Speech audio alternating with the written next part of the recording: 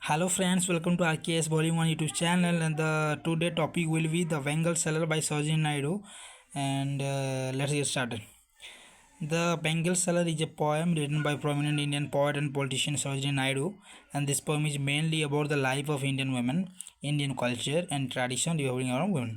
So ये जो लिखा गया है द बेंगल सेलर, ये बेसिकली हमारा जो महान इंडियन ग्रेट इंडियन पोएट है और politician Sarojini Naidu, the nightingale of India में बोलते हैं उसको हम तो उनको द्वारा लिखा गया है। And the poem mainly about the poem जो फोकस है वो हमारे जो इंडियन वीमेन के लिए और इंडियन कल्चर, इंडियन ट्रेडिशन, हमारा जो कल्चर है, परंपरा है हमारे जो है उसके बारे में लिखा गया है।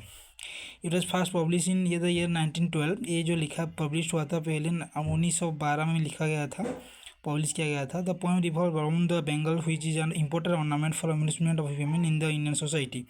सो यहाँ पे लिखा गया है कि व्हिच ये जो पोएम है ये बेसिकली हमारा जो बेंगल है, चूड़ियाँ हैं जो फीमेल वुमेंस के उनका जो एक ऑर्नामेंट है, बहुत इंपॉर्टेंट ऑर्नामेंट है उनके, वो चूड़ी के बारे में इंडियन सोसाइटी का जो इम्पोर्टेंट ऑर्नामेंट्स है उसके बारे में यहाँ पे डिस्कस किया गया है। सो as a woman passes through the different stages of life from childhood to old age, the color and design of her bengal change accordingly. So यहाँ पे जो डिफरेंट स्टेजेस हम जो वुमेन्स पहले हम चाइल्डहुड में थे, फिर यंग एज में आता है, फिर मैरिज एज में आते हैं, फिर हम मिडिल एज में आते हैं। तो ये जो 4-5 टाइप्स का जो ईयरली पीरियड होता है हमारा, उसमें कौन कौन सा कलर हम पहनते हैं बेसिकली इसके बारे में यहाँ पे मेंशन किया गया है। So Sarojini Naidu was also the as the nightingale of India. हम जानते हैं कि सरोजिनी नायडू जो है वो नाइटिंगेल ऑफ इंडिया हैं, उनको बोला जाता है। So she was a prominent Indian poet, और हम उड़िया में बोलते हैं भारत और बुलबुल। Okay, she was a prominent Indian poet and politician. She was also the first women governor of free India. वो पहले जो पॉलिटिशियन थे और वो हमारा जो फर्स्ट फीमेल गवर्नर भी हैं आफ्टर द फ्रीडम के बाद, हम इंडिया फ्रीडम के बाद, इंडिपेंडेंस के बाद वो पहला हमारा गवर्नर है इंडिया का। She was basically written on the life of Indian people, beauty of nature, women's empowerment and patriotism. उनका जो लिखा गया है वो उनका जो पोइट्री है या फिर प्रोज हो या फिर कुछ भी हो, उनका जो है मेन इम्पोर्टेंट थीम है वो इंडियन पीपल के बारे में लिखते हैं, ब्यूटी ऑफ नेचर का ब्यूटी के बारे में लिखते हैं, और वुमेन्स एम्पावरमेंट के लिए लिखते हैं वुमेन्स का, एंड पैट्रियोटिज्म देशभक्ति के लिए लिखते हैं। So her famous work the bird of time, the broken wing, the feather of dawn, the flute of song was published posthumously. उनके डेथ के बाद वो उनका जो कुछ फेमस वर्क था, द बर्ड ऑफ टाइम था, द विंग्स था, ये सब था। The poet has depicted a picture of his typical rural Indian society in the first half of 20th century. So यहाँ पे फर्स्ट 20th सेंचुरी में वो एक इंडियन सोसाइटी में फर्स्ट हाफ में वो एक picture of typical rural Indian society को वो लिखे गए हैं। और where bangle seller go to the temple fair to sell their bangles, जहाँ की बेंगल सेलर क्या जाते हैं टेम्पल में और वहाँ पे उनका जो चूड़ियाँ हैं वो बेचते हैं, सेल करते हैं। The poet has given a picture of the stage of women's life. यहाँ पे पोएट एक पिक्चर स्टेज कर किए हैं वुमेन्स लाइफ का। The feeling and emotion attach with दो stages through these bangles. So ये जो फीलिंग्स और इमोशन है वहाँ पे फीलिंग्स और इमोशन है वहाँ पे वो चूड़ियों में वहाँ पे है, ये फीलिंग्स इमोशन अटैच होके है इस स्टेज में। And the poem also glorify the rich cultural tradition by depicting role of Bengal and Bengal seller in bringing happiness and vibrancy to the society.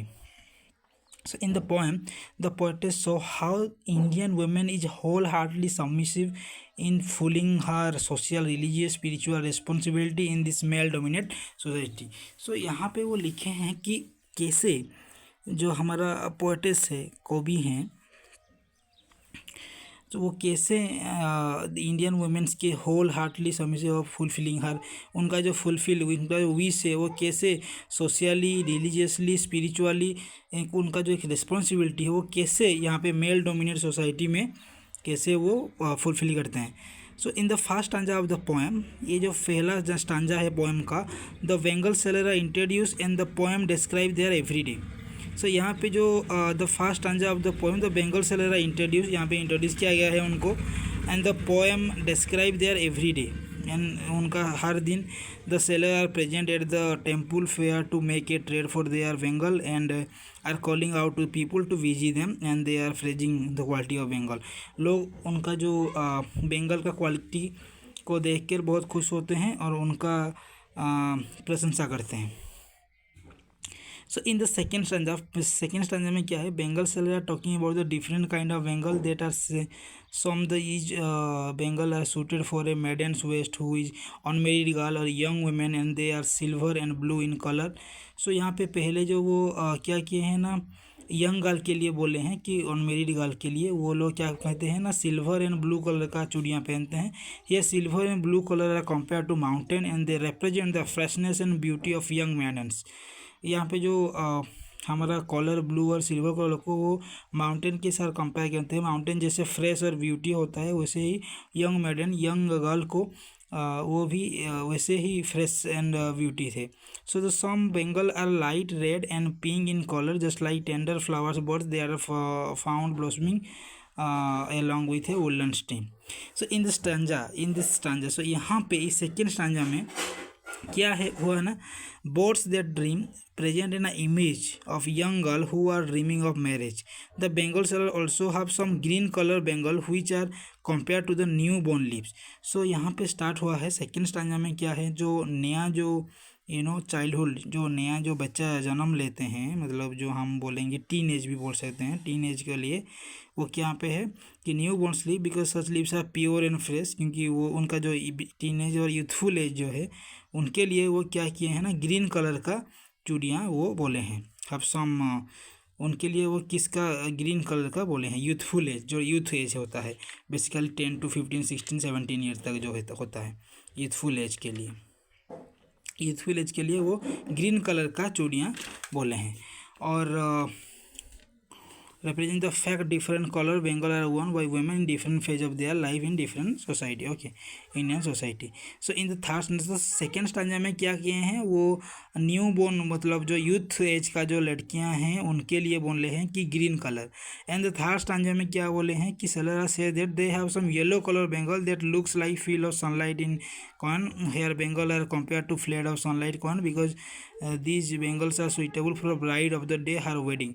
तो यहाँ पे क्या है ना कि जो येलो कलर है बेंगल, वो येलो कलर का चूड़ियाँ हैं उनको वो अभी यूथफुल था, फिर अभी उनका वेडिंग चला गया। वेडिंग मतलब आप समझ सकते हैं यंग एज के लिए, ओके। यहाँ पे वो यंग हो गए हैं, यहाँ पे और यूथ नहीं हुए यहाँ पे और टीन एज नहीं, अभी एडल्ट हो गए हैं, मैच्योर हो गए हैं।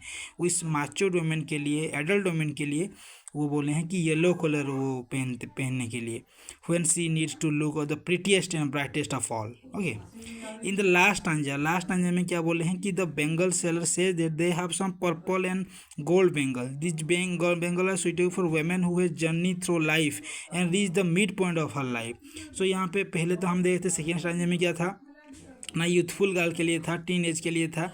फिर सेकेंड में हमारा आया कि येलो कलर का जो है वो हमारा यंग एज के लिए आया, मैच्योर एज के लिए, एडल्ट एज के लिए आया।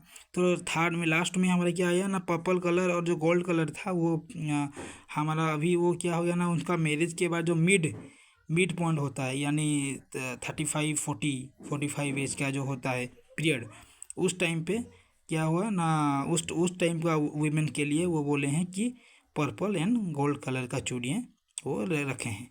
सो the purple colour symbolize, so जो पर्पल कलर जो वो क्या सिम्बलाइज करता है, क्या इंडिकेट करता है, प्राइड इंडिकेट करता है। Gold colour represent honour and authority, gold colour क्या रिप्रेजेंट करता है, ऑनर और अथॉरिटी को। Whereas grey colour symbolize wisdom and maturity, grey colour क्या सिम्बलाइज करता है, विजडम को एंड मैच्योरिटी को। So the poem is tribute to Indian women and their beauty and grace. So ये पोएम है वो ट्राइब्यूट किया गया है इंडियन वुमेन को एंड उनका ब्यूटी को, उनका ग्रेस को, उनका जो ग्लो है उनको, सब ब्यूटीफुल वुमेन्स के लिए ये पूरा डेडिकेट किया गया है। Thank you for watching the video. So the next topic will be, हम नेक्स्ट पढ़ेंगे Nissim Ezekiel night of the scorpion, 4 तारीख को हम पढ़ेंगे, ओके।